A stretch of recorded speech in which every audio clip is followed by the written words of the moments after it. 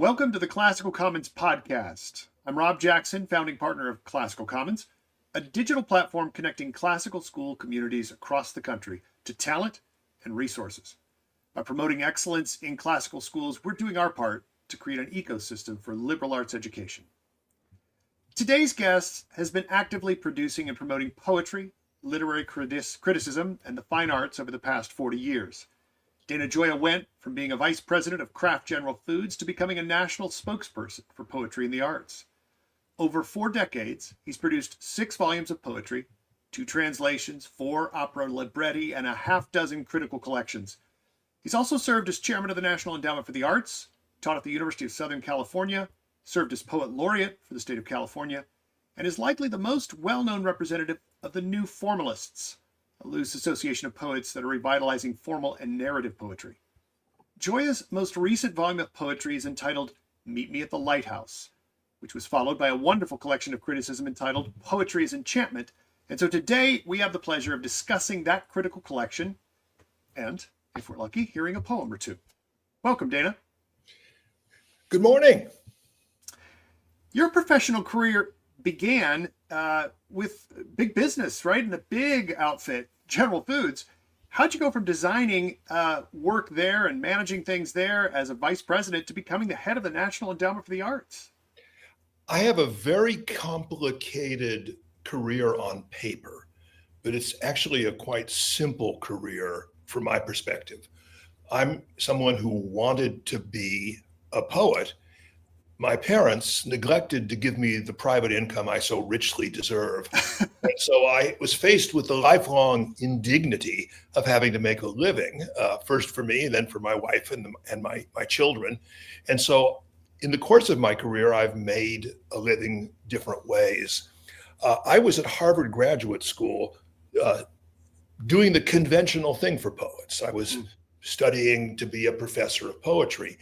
But the longer I was at Harvard, the surer I became is that I was being trained to write poems and to write about poetry in a way that the people I came from could not really understand. And so I felt that I had to make a career somehow out of side of academia. And so I decided to follow the example of Wallace Stevens and T.S. Eliot and Archibald MacLeish by going into the business world. And so I went I left Harvard Graduate School in Comparative Literature. I went to Stanford Business School because I didn't want a crappy job. I wanted a real job. I wanted a career. At Stanford, no one who ever got an MBA studied less than I did. But I spent most of my time reading poetry and writing about poetry. And I got an MBA, but more importantly, I met the girl that I wanted to marry. And she and I have now been married for 44 years. Almost 45. And so I then went back east and I worked in business for the next 15 years. I worked about 10 hours every day. And then I wrote at night and on the weekends. And then there came a point where I was so well known that I felt that I could probably quit my job and write full time. And so I did it. Now, that directorship, chairing the National Endowment for the Arts, that came in the early 2000s. Were you at that point publishing, active poet? How did your name come up? Well, those are good questions. First of all, I never aspired to a political career. In fact, politics was one of the things that I most assiduously wanted to avoid. I had by that point been a full-time writer for about 8 years. I was doing broadcasts on American culture for the BBC. I was editing what was the best-selling series of college literature textbooks.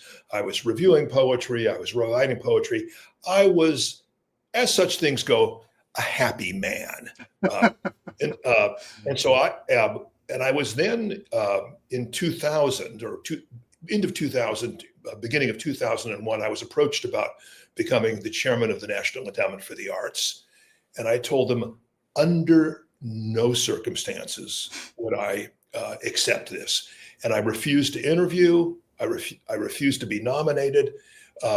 And they chose a very fine fellow who dropped dead after 7 days on the job. And if you knew anything about the NEA at that point, you'll know why. It was a besieged government agency that had had nothing but failure for the previous decade. The previous two chairs had resigned in anger and you might even say disgrace. This new fellow came in and he died in office. And I was absolutely sure in my judgment that I had done the right thing by turning it down. And yet you didn't take these as omens to avoid that second appeal. Well, you chose to go forward. It was just the opposite. I kept turning it down and it kept coming back to me. And in stronger and more deliberate terms, I felt a little like Jonah being asked to go to Nineveh. It was not a trip Jonah wanted to make, nor did I wanted to make a trip to Washington. But what really did it was that 9/11 came. My father, who was a World War II vet, died, and I was the only one of his kids that could get him to go to the doctor, and so I was, very involved in the last years of his life. My younger sister, who's 21 years younger than me, who had paid her way through Stanford by being a Navy Reserve, was called up and sent to Afghanistan. And I was asked again, and I felt that I owed it to my country to do something during a perilous moment in its history. And I also felt that I understood what the NEA needed to do to redeem itself in the eyes of the press, the Congress, and most importantly, the American people. So as a matter of service to your country, that's a great story. Rob, I think I'd seen too many Jimmy Stewart movies. But so Mr. Gioia goes to Washington. Got it. Yeah. But Mr. Gioia left Washington in one piece. That was my real accomplishment. Yeah, indeed. Hey, I want to back up just a little bit because you had a really important article that came out in '91, which, as I understand it, really did help to launch your public career, the public face that you've taken in relation to poetry. The article was entitled "Can Poetry Matter?" Yep. I was just wondering how that came to the attention of the editors of The Atlantic. I mean, did you pitch this? And how was it received by both the editors, of course, who had to decide to publish, but your family, your friends, and importantly, your fellow poets? Rob, I get questions a lot from other writers. Often strangers write me and say, Dana, tell me how I get published in the New Yorker. Dana, tell me how I get published in the Atlantic Monthly. And my answer, which is a very truthful one, is you do that by not trying and just trying to write well. Yeah. I'm in the New Yorker because the poetry editor of the New Yorker called me and wanted poems. I'm in the Atlantic, was in the Atlantic because I gave a talk at the New York Public Library, and the two editors, the editor of the New Criterion and one of the editors of the Atlantic, came up to me afterwards and asked if I would publish it in their magazine. And so I took this article, which at that point was called The Subculture of Poetry. It's about how poetry is its own subculture that's cut off from the general culture. And so I wrote it up and I sent it to the Atlantic. The next day, the editor of the Atlantic said, I want this. It's Bill Wentworth, wonderful guy. He just passed away. But as soon as he accepted it, I said, Bill, don't accept it. I don't like it anymore. I want to rewrite it a different way. I said, I think it's, and he goes, what? Because he's not used to writers, being accepted and then taking their piece back. Sure. So I took it back, and about 2 months later, I gave it to him, and I said, it's longer now, but it's better. And he read it. He says, you've made it even better. And then it was given to, what's his name? These people I've only dealt with, really, back there. I'll give you a second. They needed a copy editor, so they gave me the guy that wrote about food. But he's a real reader. So, I mean, and so he was, I was much better in his hands than in the hands of the poetry editor who would have tried to change the meaning. Mm-hmm. And so he says, this is really good. I said, is there anything you don't like? I said, yeah, the title is terrible. So the two of us sat together and I said, and after about 5 minutes, we came up with Can Poetry Matter? Mm. They decided not to put it on their cover because they figure, poetry on the cover is just going to send the readers away. But the article, even though it wasn't featured on the cover, generated more mail than any article in the history of the Atlantic Monthly.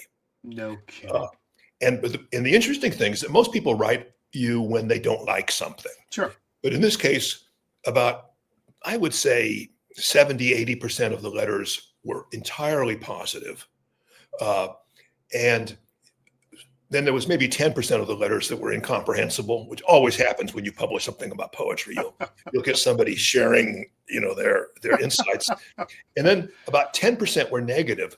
But I knew I was right when every single negative letter was written by somebody in a creative writing department or affiliated with a creative writing department. They all self-identified themselves. Yep. And so if you talk about the problems at the police, the local police department, and everybody in the community except the police agree, I think you're onto something. The article gave me my 15 minutes of fame. Actually, it's more like 15 years of fame.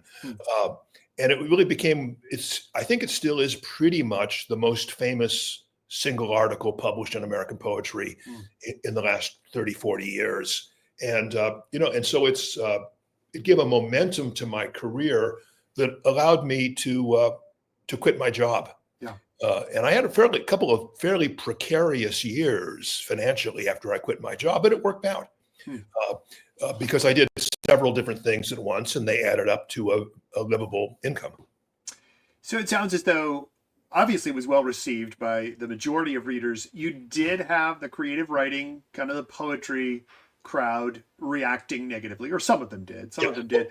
At large, right, as you were still interacting with the journals and other poets, did you get a mixed reception there? Well, first of all, let me explain in maybe 1 minute what the article said. I am fascinated by paradoxes. And the paradox that I looked at was the fact that no culture in history had supported poetry more broadly than did contemporary America. We have, I don't know, 50,000 people that we pay to profess poetry at universities. We have state laureates. We have foundations that support poetry. We have the Poet Laureate of the United States. We have all these superstructures to create an infrastructure to support poets. And yet, I couldn't think of another major culture in which poetry had mattered less to the average person. And by the average person, I don't mean the dumbest person you've ever met. I mean lawyers, doctors, clergymen, scientists, teachers, intelligent, informed people. And I began to say, perhaps there is a connection between the way we support poetry and the outcome that we have, that it's lost in its own subculture and has lost its ability to converse with the culture at large. Because of this article, which was published now, 33 years ago, I think, I am still a persona non grata. I hate to use Latin on a classical, learning center, but you're welcome. Latin is the clearest way of saying something. Yep. It's about half of the creative writing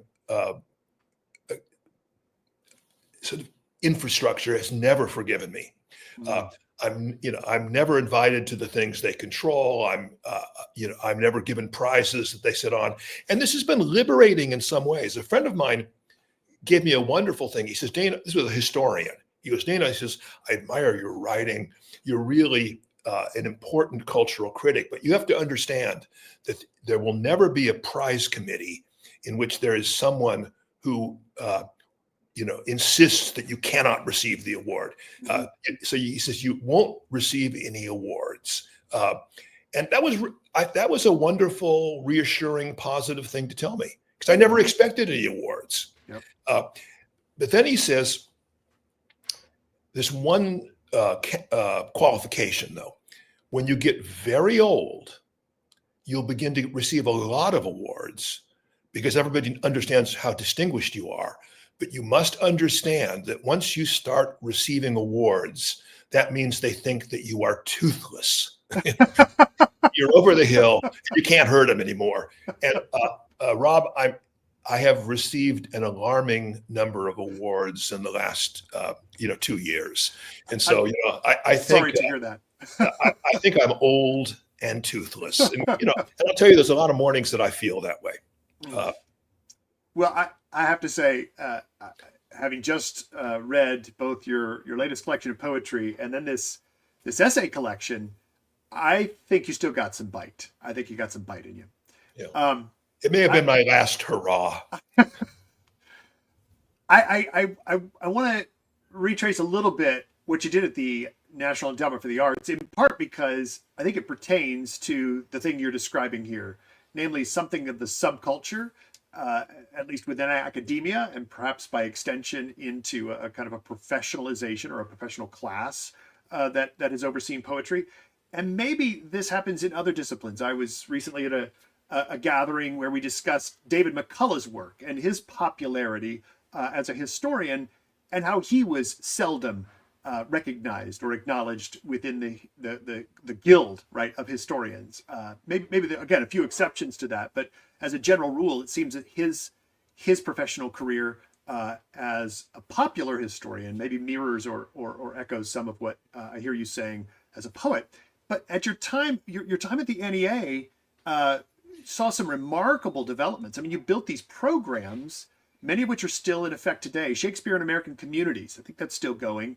Operation Homecoming, Jazz Masters, American Masterpieces, Poetry Out Loud, to our topic, right? And you did this within about 7 years. Where did you come up with these ideas? Well, when I arrived at the NEA, the agency was in deep crisis. It had actually been voted out of existence by the House of Representatives. It had been saved, but cut and punished by the Senate. And the extinction of the NEA was one of the things that the conservative Republicans had on their to-do list. When I was brought in, I asked that the president, who was George W. Bush, whom I had never met, that I would take the job if I had his personal word of honor that he intended to grow and improve the agency. That that I wasn't just somebody that was supposed to hold it together while they put it out of existence. And the person in presidential personnel exploded at me. He said, "How dare you, ask the president for his word of honor, blah, blah, blah. Who the hell do you think you are?" And I said, "I'm a writer whom he's asked to give up 4 to 7 years of his life to work at this agency." I said, "If you want a conservative curator whose job is to keep it out of trouble, I'm your wrong pick." And so he said, blah, blah, blah, blah, blah. And so I simply said, "Thank you very much. I don't want the job. So please give it to someone else." And he's screaming at me as I'm walking out of this office. I mean, the people around the office were terrified because you're supposed to come to him and kiss his butt. He was an old investment banker, and I dealt with investment bankers. They are, and I hope there's some listening right now. The investment bankers are the most intolerable, self-serving, emotionally bloated people I've ever dealt with in my life. You have to approach them with a stick. So anyway, I called my wife and I said, "I've dodged the bullet. We're not moving to Washington. I'm going to come home, everything, and I'm fine." I said, "I don't even want this job." So the next, and the person next to me she didn't know what to do because I was her candidate and she's now, ruined herself. Monday morning, the phone rings and it's not the guy. This other guy's never talked to me in the rest of his career. It was his assistant who said, "Mr. Gioia, the president has given you his word of honor that he intends to rebuild the agency." And because I also asked him what his criteria for success was. And this is when I knew I had to take the job. I don't know what your listeners think of George W. Bush. I did not know George W. Bush at this point. He gave me what I recognized immediately was the perfect objective. He said, artistic excellence and education. 4 words, and every one of them was right. And so I accepted the job. And I then simply, without asking anybody's permission, I redid the agency from top to bottom. Not the people, because the very few people that were still there, I did my best to keep. I had to bring in a few new people. I didn't have many slots, and so I had to pick people very carefully. Mm-hmm. And I picked people who were bright with a tremendous capacity for work. And I just defined it differently, which was and this is, people think this is historical identity. When doing 100 drafts of something I could put on one page. The National Endowment for the Arts is the official arts agency of the American government. It exists to provide the best of art and arts education to all Americans. Best arts education, everybody. Mm-hmm. I didn't want to bring to continue its historical role, which was to bring excellent and innovative and perhaps even offensive things to the artistic elite. I didn't want to bring mediocrity to the millions. I wanted to bring the best art and the best arts education possible to millions of Americans, focusing on a group we had never served in any reasonably large way, which was teenagers.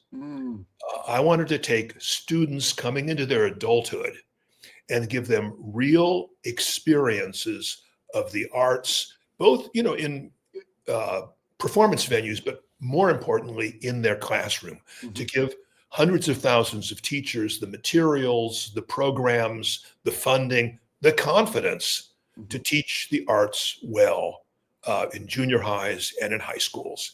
And I'll tell you, within a year, I had a majority of people in both houses of Congress supporting me.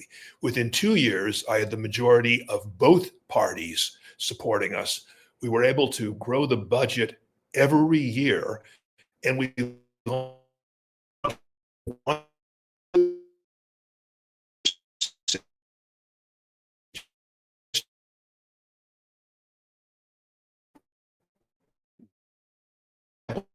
by the time we were done, we had nearly 20,000 partners, schools, libraries, foundations, businesses that wanted us to succeed in building American literacy. So the fact is that people want quality programs from government agencies. What they don't want is more of the same old crap, that they've seen, elsewhere. They don't want to see rich people subsidized. They don't want to see you just bring, lousy things, into the schools. But if you can actually get us them. So we had 75 professional Shakespeare companies that were performing these things. We didn't give them dictate their artistic policy, but we picked companies that were superb, that were often located somewhere near the communities they were serving. Really impressive. And today, related to our topic of poetry, Poetry Out Loud, one of those very programs, is still very, very operational, very attractive to that demographic you mentioned, the teenagers. Yeah, we've had about 5 million students participate in Poetry Out Loud. And to participate means they were required to memorize one or more poems and to recite them in public in competition. When we launched the program, 49 of the 50 states refused to do it. They said kids didn't like poetry, memorization was repressive, you shouldn't do the arts in competition, and that this program would discriminate against minorities and immigrants. I mean, Pennsylvania and the District of Columbia were the only places that backed it. We used a persuasion of greed and charm to get the rest of the states, after we had done a pilot program in Washington, D.C., to do this. We convinced the Poetry Foundation to be our partner and after 1 year, pretty much every state in the country realized that this was an important program. And now, over a decade later, Poetry Out Loud is the signature arts program of every state arts program in the United States. And so what it shows you is that you can overcome opposition, you can do the right thing if you do it well, if you have a well-conceived program that's executed well. Yeah. Dana, I think it's fair to say that your resume needs to include this coup d'etat, both political and in the broadest sense, popular. I mean, you brought out of dormancy or perhaps life support an art form that was in need of that recovery, and you brought it to the masses. You brought it to ordinary people, and they love it. Yeah, well, I mean, it is a failure of democratic imagination in the United States to believe that our own people are too stupid, too self-absorbed, too distracted to respond to great art. Yeah. And it's a complacency that the elite love because they can then say, well, only I am able to appreciate these finer things. That's silly. In my life, I've had a very weird life. I've worked with all kinds of people. In my daily life now, most of the people that I see every day were born in Mexico, and English is their second language. And this is no different than the neighborhood I grew up in, so it's not uncomfortable. Everywhere I've been, from Congress to Harvard, there are smart people and there are stupid people. There are gifted and there are ungifted people. Intelligence, taste, a bit reflection are things that are distributed very widely in humanity. And if we write off a significant population and we don't develop their imagination, their intellect, their emotional wisdom, we sell our own society short. And unfortunately, that's where we are today. We are in a society that is gone through a kind of intellectual, aesthetic, cultural bankruptcy. But Rob, let me say something, and I mean this quite sincerely. We are, I believe, at this moment on the brink of a significant cultural renaissance in the United States. I always knew it was coming. I wasn't sure I was going to live to see it. But now in my old age, I see this happening. You are, one of the major trends in it. Poetry is weirdly a part of it. The Catholic literary renaissance that's happening right now is part of it. And we will see if we do our work truly and well, we will see in the next 10 years a tremendous resurgence of all that is best in American intellectual, educational, and artistic culture. It won't happen by itself, but the moment has begun. And if we have enough people behind it, we will restore, I think, the great democratic vision of that the United States represents. Now, some people will do it as teachers. Some people will do it as writers. Some people will do it as organizers. Some people will do it by simply giving money. But it will happen if we get a reasonably large number of people behind it. And you are one of the people at the center of this.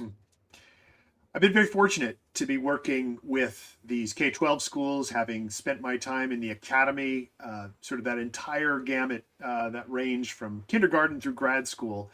And I have seen some of what you described in relation to the academy's narrowing of specialization, a sort of a disconnection, a lack of understanding of what average people really do have by way of capacity, as you said. Intelligence. I mean, it's broadly distributed in the population, and we sometimes overlook, to our great disgrace, those who are right there in the workforce, in our neighborhoods, in our communities, in our local churches and synagogues. And I think what you're describing as a renaissance is happening, and I definitely feel like classical education is a part of that. The thing that we have to be very clear about, though, it's not happening through the state. It's not happening through this vast, magnificently funded educational infrastructure created by the states, the federal governments, by cities. This is happening in the private sector. Private,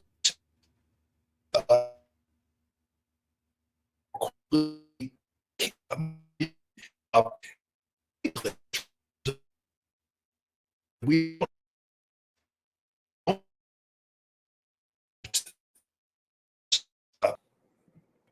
the public sector is stuck with. But let's talk about poetry. Yeah, sorry, Dana. We had, I think, some of those technical difficulties that you mentioned. We had you stuttering in and out there just for a little bit, so we lost the real germ of what you were trying to say there. Okay, let me say that. Let me say it again. Yeah, just regarding the public, it's not going to be the public dime, as it were. We have to recognize too that this reform, that this reimagination, this renaissance of culture, of education, of the arts is not happening through the government, not the federal or the state governments. It's happening from the private sector, where there is actually more freedom for critical thinking, more freedom for innovation, more necessity for both efficiency and effectiveness. And that means that, we have to make it up as we go along. But that is occurring. I think that's right. So let's talk about some poetry. That collection of essays, Poetry is Enchantment, has a title article that really focuses on where poetry is, what it ought to be, the nature, the essence of poetry. And you suggest that our current understanding about the nature of poetry really is misguided or distorted in some way. So perhaps you can tell us primarily how we've gotten it wrong, but essentially how we can once again get it right. What's missing in poetry education today? Yeah, well, I'm most eager to talk about how we teach poetry well and the enormous benefits of teaching poetry well. And they're not merely intellectual benefits. But in order to do that, I've got to start off by telling you what poetry is, because most people don't know what poetry is. After a century plus of modernism and postmodernism and deconstructionism, and et cetera, people have no idea. And in fact, I constantly have heard for the last 40 years, the average teacher say, I don't like to teach poetry. And I'll ask them why. And they'll say, I don't feel comfortable that I understand it. I don't know how to explain it. Now, that is a kind of hangover, I think, from a century of innovation and 75 years of academization of literature. But poetry is an absolutely simple, primal, primitive art. It goes back to the origins of human culture. It existed before writing did. In fact, it didn't merely exist before writing. It was developed and perfected before writing. Just read Homer. Poetry is a special way of speaking that invites and rewards a special way of listening. Now that, which is to say, people always talked, and it's all this talk and talk and talk and talk and talk. In older cultures, they realized that they had to have ways that made people listen better, listen without interrupting. And they developed two things. We now call them prose and poetry, but I think it would probably be easier to explain them as oratory. How do you speak to a crowd and hold their attention while you explain difficult things to them? And that's through rhetoric, through oratory, and the way that oratory developed became the way we wrote prose. But the other is actually is older. And it's saying, how do we give people a way of understanding the most important things in their existence? These were often religious truths. They were the tales of the tribe. And they realized that if they could speak in a way that had a rhythmic organization, and that it would create a mild hypnotic sort of spell of attention among the audience. Now, I don't mean it's deep hypnosis where they're doing parlor tricks, but it's the kind of hypnosis, and this is not hypothesis. This is so well scientifically studied at this point, that it's simply an objective way of the brain works. They spoke in a way that your organ of your brain responded to. They organized the language into recurrent rhythmic units. And once upon a midnight dreary, while I pondered weak and weary over many a curious and quaint volume of forgotten lore, and people, within 10 seconds of hearing this kind of speech, it's like your mind shifts into this sort of listening. And it does three things. It increases your attention, it increases your retention, and it makes you relax your emotional guard. Because even in primitive society, people were guarded at all the time. I mean, they had to make themselves emotionally tough, to live in the world that they were in. And so humanity, without writing, without screens, without books, created a technology which used the human organs of speech, the human organs of hearing, and the human organs of understanding. Now, it's interesting. If you look at different languages, they have different metrical systems, but all of them take something that native speakers can hear. Vivamus mea lespia, atque amemus, rumoresque, senum seriorum, omnis unius aestimemus assis.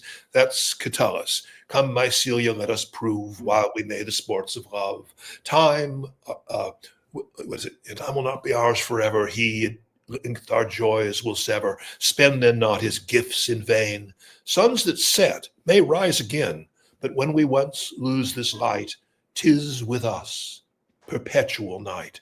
Nox est perpetua una dormienda. And they would organize these things. Now, the interesting thing is that 2,000 years later, Frederick Turner and some brain scientists took all of these different metrical systems and said, what do they have in common? Because they look, although we see the same principles, why does the brain respond to them? And they discovered that the average length of the standard line in most languages, you'd expect a distribution curve, if you were a cultural relativist, to be relatively flat. The curve was like this. It's a steep curve. And the average curve was 3.1 seconds, I believe, in terms of the duration of the line, which is not coincidentally the interval by which the brain physically processes language. So these people basically developed things, and they could tell what works because the lines that the metrical forms which didn't work disappeared. And so they found a way of making us pay attention, helping us remember, and helping us make an emotional identification. So now when writing came along, they did that in writing. And nowadays people think of a poem as something that looks a little weird on a page because it has a lot of white space around it. Even the way that we put poetry on the page recognizes that it is not the ordinary spoken language, the ordinary oratorical language, that the rhythms of reoccurrence are fundamental to its identity. So, okay. So what that says is that poetry is not the elite construction, of a small academy of aesthetes. Poetry is something that is designed for the human organs of speech, to address the human organs of hearing, and the universal human organs of perception. So that brings us to education. And I will make two statements. The way poetry is taught in almost every school today is wrong. The way poetry is taught in almost every school today is actually counterproductive. We have developed a way of teaching poetry and institutionalizing poetry, which, let's say there's 5 doors into poetry, 10 doors into poetry. We've picked the least accessible one. So let me tell you how easy it is to teach poetry. And I guarantee you, if you teach poetry this way, students that you think, Johnny's never going to get this. Ricky, forget about him, Elise, she's helpless. The students that you don't think are good English students may end up being your best students, because poetry is not an intellectual art. It is an experiential, an intuitive, and a performative art. Mm. Here's how you teach poetry. It's you can only do 2 steps, but if you really want to get terrific, you can do 4 steps. Okay. Or Give us 5 all. steps. Give us But the some more. first step is to have the students experience poetry, not on the page, but as sound. And it doesn't, and this is the hard part, it doesn't mean that a teacher who doesn't like poetry reads it badly from a book. It means to hear poetry recited well. Get the page out of the way, get the book out of the way.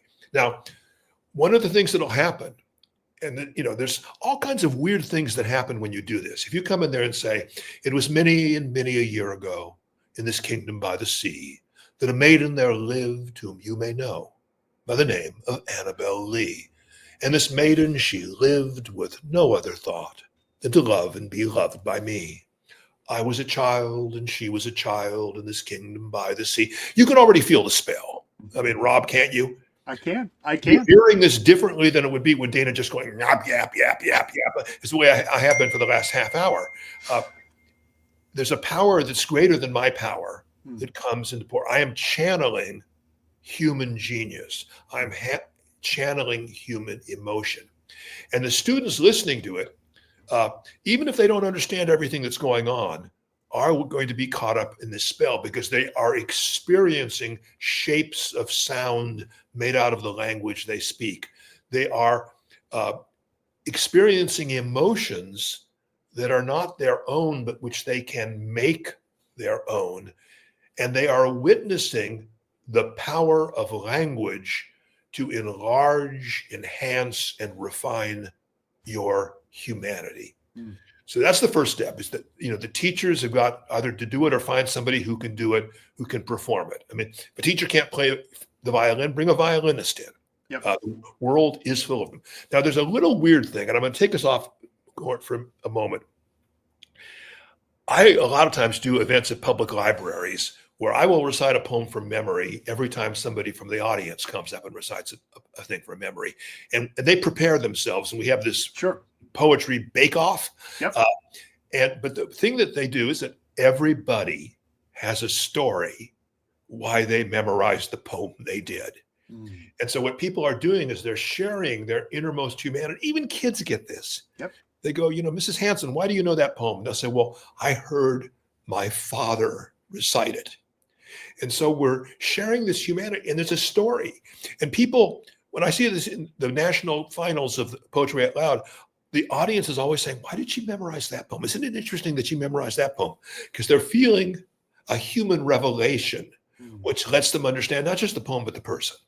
So that's what you do. The second thing you do is you get the kids to memorize and get up and recite. And they go, oh, that's cruel. Memorization is repressive. Is physical exercise repressive? Are the rules of basketball repressive? Is playing a note in tune on a clarinet repressive? No, it's a way of refining the people's ability to communicate and to share with each other. The first time you do it, it would be difficult, but then you'll immediately recognize is that your problem kids, the kids you can't control in the class, are the ones that like to get up and perform the most. Mm. And you've suddenly found a way of including, of educating, of praising your problem students. Yep. The class clown now becomes a star. And I've seen transformations of academic performance that are based on this. So you begin by giving them the experience, which is to say you or somebody recites. Then you make them memorize and recite. So it's experience, performance. Mm. Once they are inside a poem, once they perform a poem, they memorize 1 or 2 or 3 or 100 poems, they'll start to understand the art. And then you can have them analyze it. Mm. But so you got step 1 and 2. Now you have a fork. You can either take a creative path, or you could take an analytical path, or maybe best of all, you can take both. So you have them write a new poem. Don't say you can't just write any poem you want. The poem has got to be it's got to be the same number of lines as this poem. It's got to sound like this poem, and you just got to make it on a different subject. And people go, "Oh no, you're restricting their creativity." No, you're channeling it.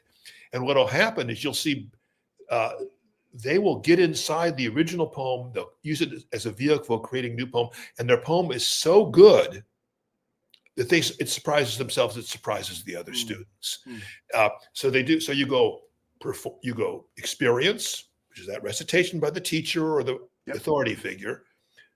Performance, which is the memorization and performance by the students. And then they go into, can we call it emulation, imitation, emulation? They can write a parody. And they like it because even the weakest student knows what to do then. They know how long it is. They know what it should sound like. And then the other part of the fork is analysis. Then you can give them a poem to analyze. But they're now have been inside a poem, so they have a sense how it works. If the analysis, and then both of those things can go one step further. If after they know a lot of poems, they recite a poem becomes part of their experiential inner self, they can then go on to creation, from emulation into creation. They can go from analysis into actually writing papers, writing little themes that are critical. But I'm giving them a way in which you can take the entire class with you. You can unleash, because think of the energies that people have. People are differently gifted. Some kids are analytical. Some kids are performative. Some kids are intuitive. Some kids are emotional. No teacher leaves any student behind. And that's what I'm giving you, is a system which leaves no kid behind. Now, that leads to another question, which is, okay, Dana, maybe this works, but what good is poetry in this world of ours, which will soon be ruled by our computer overlords, in which this, that, and the other? And I'll tell you why. Poetry is the most concise, expressive, and memorable way in which we can communicate with each other using language. When I speak to you in poetry, I'm speaking to you in the most holistic and primal way possible. I'm speaking to Rob Jackson without asking this, egg-headed, hardworking guy to separate his intellect from his emotions, his intuitions from his physical senses, his memory from his intuition. I'm asking you to bring all of your humanity without thinking about its specialized function, but to experience holistically. And that means I will take you in a way which I myself cannot predict. If I'm going to recite a poem and it works for you, you will have a reaction that includes some of the things that I think will happen, but it will have an unpredictable outcome. And that is the power of poetry. And so what poetry does is recognize that when we educate kids, when we educate young people, and we try to teach them about language, we have to teach them all of the ways in which language works. One of the main things is that the surface meaning of a word is only part of its meaning. How something is said, the rhythm by which it is said, the accents that are put there or not put there, the associations that are. So we're giving them essentially training in the way that language actually works in the real world. Secondly, so that's the first thing, is there's no other way of teaching children to master the complexity of language better than through poetry. But secondly, we're recognizing, and this is a tremendous problem in American education, we're recognizing that one of the real reasons we have literature in schools is because we need to educate, to refine, to enlarge, and to channel the emotions of students as well as their intellects.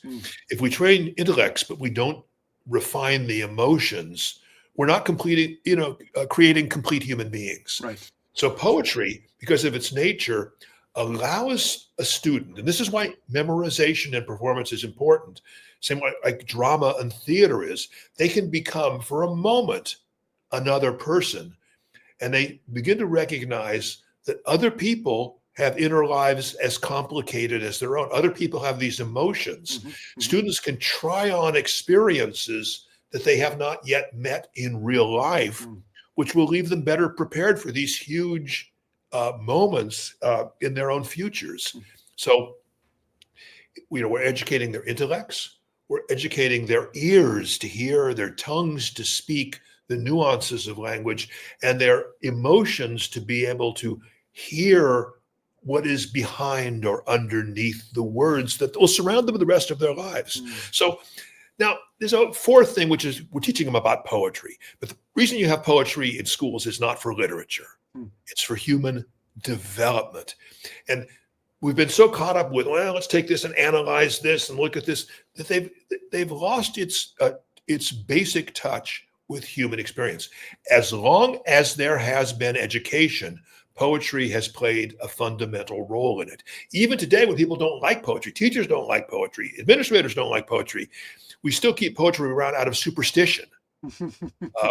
But what we have to do is to rehabilitate the actual reasons why poetry existed in the curriculum for the first part. And you'll see, and I'll tell you this, as a teacher, I've seen this, as a government official, I've seen this, as a poet who visits schools, I've seen this.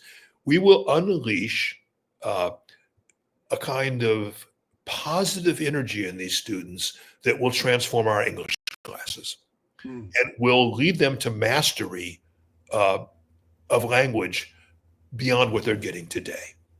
You know, Dana, as you were describing the analytic stage, which clearly is at the tail end, value in and of itself as an exercise to more fully understand, but always success or to the experience, the encounter, and the performance, right? These are front loaded. They're at the outset because the students must experience it. I'm encouraged by this because, as you mentioned, and as we've seen with Poetry Out Loud, and I've witnessed this at schools where the competition is taking place, the kids and clearly the parents and the teachers are really engaged. I mean, the poetry brings it out. The enchantment, the wonderment, right, of that encounter is real. It's palpable. Yeah, well, you can see you have to, we should all study phenomenology. The surface of existence tells us things that our deeper meaning doesn't. If I get a class and I've got 20 kids and they each have to memorize a poem and come up, even if it's the same poem, what I usually give my students are 3 or 4 very short poems, maybe 8 lines long, something like this. Nothing gold can stay, something like this, Langston Hughes's Harlem, these things like this, very short, very famous poems.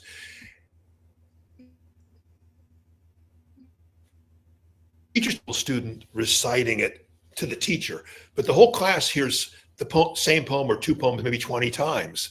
And you create this culture of poetry where they're looking whether, what is Jose doing, what is Audrey doing, and they're reciting the things, and they have this kind of little subculture of poetic performance that they're in. When you bring the competition, the parents come there, the parents hear them. You're creating a shared culture, a community based on literature when you do this. And that is so powerful because it gives common points of reference to people about literary texts. But I want to show you something. Rob, I want you to, now, isn't this a great piece of music? This must move you right now. I mean, this passage here, I especially like. That score is Beethoven. This is a page of a Beethoven sonata that my wife is working on. But the notation is not the music. The music is the performance. And you have to start thinking of poetry that way. The notation of the poem is a score for the tongues and ears of children to bring to life. And so, so be primal in teaching literature. It's about singing and storytelling. A poem is language brought to the level of song. Dana, I would have expected you as a poet to bring the goods and to make it memorable, and you certainly have done that. I cannot thank you enough for spending this hour. We expected to be here about 30 minutes or so, and here we are an hour in, just getting warmed up, as it were, ready for a recitation. I gotta ask, is there one that you have on the tip of your tongue that you wanted to share with us? Because again, I know a lot of my poems by heart. Let me give you a simple. I was the jazz pianist Helen Sung, wonderful Chinese American pianist, originally from Houston. She lives in New York now. Wanted to do an album of songs, and she asked me to write lyrics. And so I was trying to figure out what the right lyric is. And so this is a very LA lyric I wrote about, because LA is the city, alas, not this week, when it's all burnt down, is the city of beautiful people. Sure. And this is about there's actually a term that's been created since I wrote the poem called pretty privilege, about the fact that people that are good looking have better lives than we do, at least as long as their beauty holds on. So I wrote a poem called Pity the Beautiful. Pity the beautiful, the dolls and the dishes, the babes with big daddies, granting their wishes. Pity the pretty boys, the hunks and Apollos, the golden lads whom success always follows, the hotties, the knockouts, the 10s out of 10, the drop dead gorgeous, the great leading men. Pity the faded, the bloated, the blousy, the paunchy Adonis whose luck's gone lousy. Pity the gods, no longer divine. Pity the night, the stars lose their shine. All I can say is, wow. Well, I felt it. I mean, it's right here. It was right here. And thankfully, I Ain't That Beautiful, Dana, which really does go in my favor. I won't have to have as much pity on my soul. Well, now, this is a poem I think anybody can get. I think so. I mean, I recite this to old people get it, kids get it. Junior high school kids get it more than anyone else. But notice I have two classical allusions. What were they? Apollo, Adonis, of course. Yeah, Apollo and Adonis. Yep. The other ones are all, but I take Apollo and Adonis and I put them next to, to Big Daddy and things like this, slang terms, and so I'm trying to write a poem that's both literary, but also accessible. And I think that's what one should do. Yeah. But, are we wrapping up now? Well, I was going to ask, two last things. What do you have in store next, either from the pen or programming that's coming up that we should be on the lookout for? Well, my life at present is I've got a landslide on the side of my hill. I've got my septic system has failed. I have an infestation of these poor refugee woodpeckers that are fleeing the fires. So, my immediate future is earthy and muddy. But that's good training for a poet. I have a new children's opera that will be premiering in March in Kansas City with the Kansas City Lyric Opera. It's called Maya and the Magic Ring. We wrote it, really for sort of third, fourth, fifth graders. And so it was a challenge to write a good opera, right? For that group that would also, when adults heard it, they would like it too. So that's coming out. I am going to try to not write prose for a few years. I mean, you would think that the way, given my low opinion of critical poetry, criticism of poetry, that I'd never done this stuff. But actually, I'm very well known as a critic. You are. That's self-criticism. I write criticism. I think it's important, but that's not what I would give a seventh grader or an 11th grader. So I want to finish a long poem that I started about 10 years ago, gave up on about 6-7 years ago. And it's a kind of contemporary version of Dante's Inferno. And so I hope to finish this without great shame or embarrassment. But so that's what I'm going to be working on primarily the next few years. And then I've got a couple of books that are sort of half done. I have a prose book, which I want to get back, which is called Two Cursed Poets. It's about two poets who, from their earliest youth, knew they were doomed. And they write out of this. One of them is quite famous, Charles Baudelaire. Yep. The other one's an American who's a great poet who's not well known around them, Weldon Keys. So I hope to finish this at some point. But so my immediate plans are to dig in the dirt, to write great poetry, and then to go to the opera with kids. That sounds like a life well lived, Dana. We work with school leaders, with teachers, and with parents, and you've given us a good bit of advice on how to take poetry. So I'm going to give you one last round. This is the last question. Do you have any advice for those folks working with children and young people to increase the enchantment of poetry and the delights of the imagination? What should they do? Well, first of all, I want to talk to those people directly and say, never forget how important you are, not just in the future of the kids you teach, but also the communities that you live in. If you do your job successfully, if you put your heart and soul into this job, you will do work which is transformative in ways that you cannot understand. I mean, I have people that I don't even remember that tell me that, 40 years earlier, even though I was busy, I took them aside and I did something, and that made a fork in the road that they followed, which has led them to success. So this is available to you every day. So never underestimate the importance of what you do. The second thing is, trust me on poetry, at least for a few days. Try doing it as a performance begun by the teacher and then shared by the students. If you're in high school, you can get all the materials for poetry out loud to do it in your school, but you could just do it with some simple texts, these very short poems, and see what happens. See if you can't, in a sense, bring a level of involvement to your students, especially to ones who don't seem to respond to analytical ways of teaching. Good luck. You're doing God's work.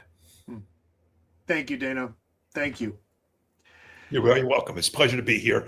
And, God bless what you do. Join us weekly on Classical Commons on this podcast for updates on, as Dana said, the Renaissance in classical liberal arts education. And learn more by signing up at classicalcommons.org. Thanks for being with us.